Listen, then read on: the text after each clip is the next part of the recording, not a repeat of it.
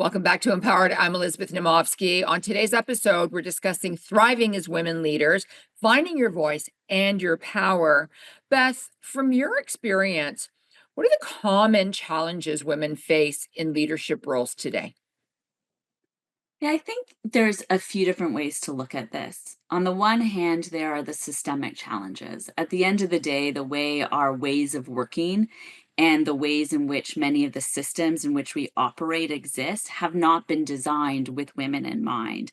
And so, in that way, they don't necessarily reflect the way that we need to show up, what some of the other commitments are that we have in our lives. So there's some real systemic challenges, the way policies are designed, the way women get evaluated. We know all of this to be true. On the other hand, there's also the ways in which we've been socialized through these systems and what that's taught us in terms of how we look at ourselves. And so for many women, that inner critic or saboteur is very strong. And really, it's about what do we need to do to start to understand the role that inner critic can play and start to quiet it and really start to tap into what we know to be true in our ways of existing, our ways of doing, our ways of knowing, and our ways of relating to others.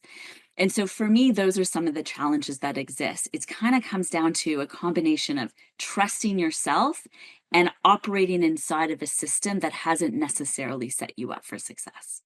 It's interesting. You are not the first one to talk about the systemic challenges that women face in the workforce, and that keeps coming up over and over and over again. Why do you believe it's so important for women to step into leadership roles, even with these systemic challenges? And what unique qualities do women bring to leadership? Mhm. Well, at the outset, things can't change unless the voices of the people around the table bring new perspectives and new ideas. And so part of having more women in leadership is to say, come on, wait a second. There's other ways of considering this problem. There's other ways of thinking about this innovation. There's other ideas here that are based on my own lived experiences or those who are in my community. And so I think it's really important that we think about the diversity of thought at the leadership table. And so this isn't a women's topic only. This cuts across the intersectionality of all identities and all backgrounds. And so at the outset, I think that that's one of the reasons why we need more voices at the table that are different and unique. I think as well, be it how we've been nurtured, be it the way the systems have taught us to see the world, be it our own engagement with those systems and with those around us in our communities, is that we really do have a different way sometimes of engaging with one another.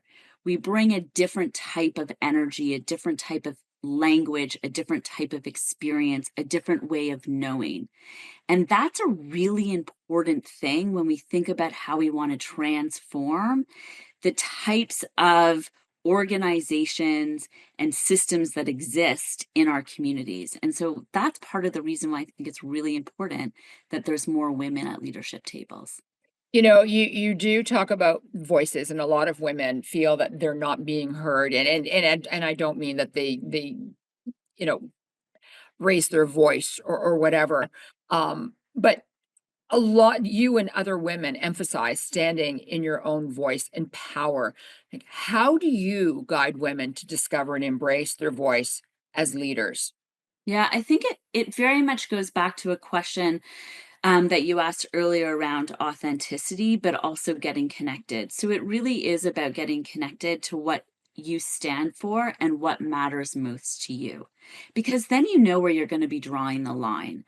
And when you are talking from a place that's very real to you, your voice is going to come because it matters so much. Now, we're not always in positions where that voice can be heard, but we're often in places where we can at least attempt to use it. And so when I talk about using your voice and standing in your power, it really is for me about looking for those opportunities to bring all of who you are into the discussion to really shape the types of decisions that are being made. That is definitely one way in which women can use their voice and stand in their power. So when I'm coaching women, we spend a lot of time talking about where do those opportunities exist. It's not so much about the minutia of the key messages. Hold that thought. We will come Yes, right back after this commercial break. for sure. Please don't go away.